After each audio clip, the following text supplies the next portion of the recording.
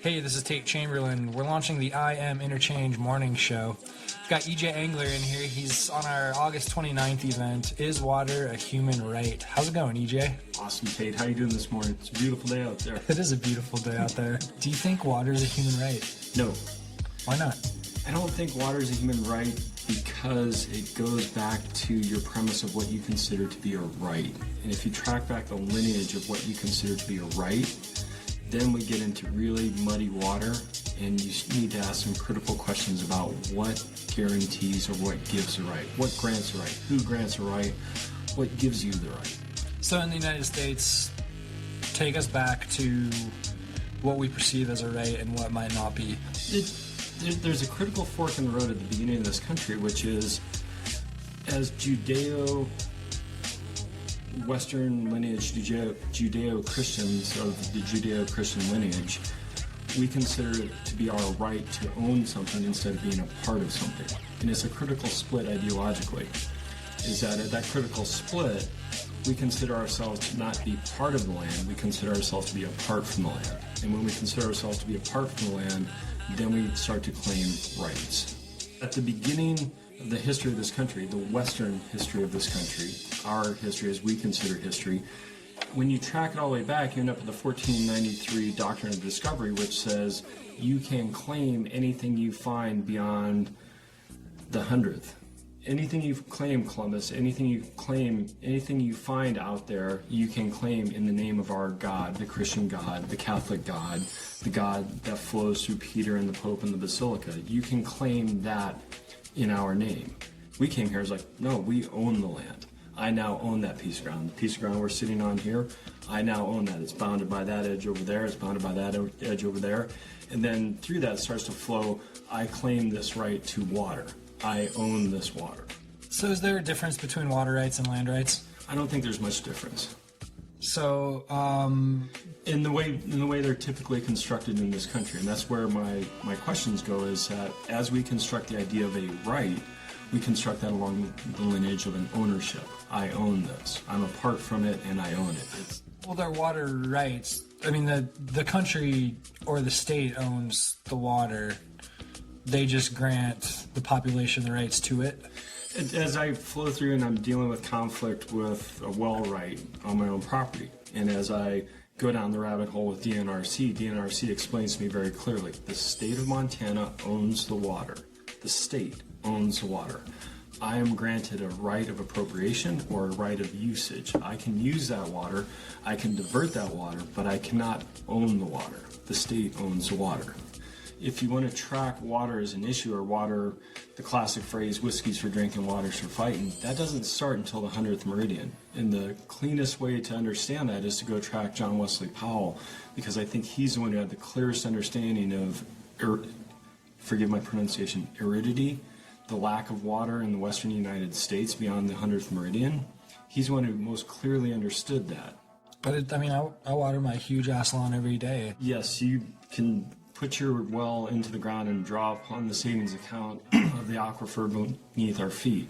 But if you look at the average annual rainfall and the average annual income of water, which is where I would shift the conversation to in a water discussion, now I'm tracking Stegner and I'm tracking John Wesley Powell. We have a limited amount of water that falls in this basin. Right. There's a limited amount of rainfall that falls in this basin. Are we using more than we're getting right now? In most of the United States, we are. In most of the United States, and I would sort of draw that loosely south of the Columbia River Basin, the entire Colorado Basin, including Los Angeles, Southern California, Arizona, New Mexico, Texas, and then I'd roll right up through Oklahoma, Kansas, Nebraska, North Dakota, South Dakota, and the Midwest. Well, when we run out, can't we just start desalinizing the ocean? You can, but if you want to see what that cost looks like, go to Dubai. I mean, we've... Go look at the energy costs in Dubai and go look at their desalinization plants, because that's one of the few places where we're actually doing that at a large scale to feed an entire populace. Yeah, I mean, is it going to be more expensive than the Hoover Dam? Yes. Really? Oh, yeah. The energy costs to desalinate until somebody figures out a different way of doing it are gross. Because we have to replumb it all? Well, it's not just replumb it, it's the energy to separate the salts from the water. And that's going to be one of the key issues in our current agricultural paradigm is desalination. How should we manage our water? That becomes the bigger question.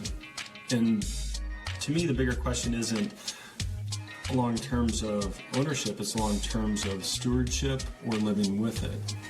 And that's where it skips out of, for me in the future, it skips out of a right, less about a right, more about a stewardship and the management of a stewardship. That becomes a bigger question. How do we live with it? Which is also how do we live with the environment instead of in control of the environment or separated from the environment. There's only so much water that comes to us each year. There's a yearly income. Once we're beyond that limit, we shouldn't increase it. And that's becoming more and more the question of the Western United States. Is as a city like Bozeman, like we're looking at here, one of the big questions in the last few years in Bozeman is, as Bozeman continues to develop, where are we going to gain enough water to feed that development? Now you go look at Boulder, Colorado, or any place along the Colorado watershed, you see the clamor and, no, I need more water, I need more water, I need more water. We have to conserve. And that back and forth of, I need more water so I can develop, but then we need to conserve so we can stretch it thinner. At a certain point, we are beyond the limits. And I think technically we're way beyond the limits currently. Well, wouldn't leaders be like, stop telling me your problems, tell me a solution? Here's Bozeman. Bozeman's getting, 1,000 plus people per year moving here? Yeah, I think it's supposed to almost double in the next 20, 25 years. So as that population continues to come here, at what point do we close the door and say, this valley cannot support that population? How do we ask and answer that question? Because America's never asked this question. Yeah. Well, I'm here now. Can't I just pull up the ladder? This becomes a question. This becomes as serious as a heart attack question, because that's the John Wesley Powell question. As John Wesley Powell stated very clearly, there's only so much water in these states. That amount of water will only support this much life. So we keep slicing it thinner and thinner and thinner. And then the worst thing that we're doing is we're drawing out of the deep savings account. And this is where, frankly, I'm scared, is we keep drawing out of the deep savings account, which is the aquifer. Is that we're not dealing with yearly income. Here, Bozeman, you've got 14 inches of rain this year, and you got a snowpack that equals X. Here's how much water you can work off of this year. We're going to work off that water, and then we're going to drill into the aquifer, and we're going to pull water for center pivots, for our private wells, for our private uses, for our public uses, and all that. And we'll keep drawing out of that, and we're only beginning to see what happens when you draw that down when you look at places like the Central Valley in California. As you draw down the aquifer, the land literally sinks. The big question in the Midwest and the Ogallala aquifer is, as you keep pumping that level down, at what point have you pumped it out to where it doesn't work anymore for agriculture? The overarching statement that I would make, though, is we're living beyond our means. At what point do we actually assess what our boundaries are and what they should be? And how do we begin to ask that question? Wallace Stegner made the statement, he said, the true limit to development in the West is water. The true limit to development in the West is water. How much water do you have? How much water can you acquire? And that becomes the issue. If you look at anywhere in Southern California, look how far we're moving the water. Look how far we move water to get to Los Angeles. Look how far we move water to get to San Francisco. Look at that entire economy of the Central Valley. Look how far we move water from one watershed to the other. If you want a good study of that, go to Mark Reesner's Cadillac Desert and just study the history of 1860 to 1950. Look at 100 years of water and all the water projects of the Western United States and how far we are willing to move water despite its economic realities. Anything else you want to add? I think that's getting at the worst of it, is that it's, I'm tracking two primary lineages, which is I'm tracking John Wesley Powell's lineage of here's how much water you have available to you. If you go beyond this, you're going to get in trouble. Nobody listened. We're still not listening. So at some point, we're going to crash.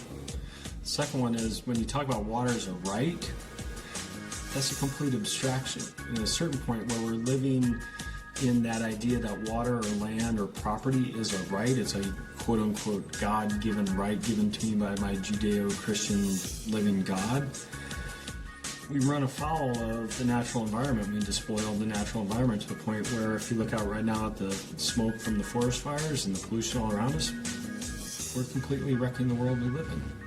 We're not living with the world we live in, we're living apart from it and wrecking it. So at a certain point, all those all those tabs that we're running up come due. Now my question is, does that come due in my lifetime, my children's lifetime, or my grandchildren's lifetime?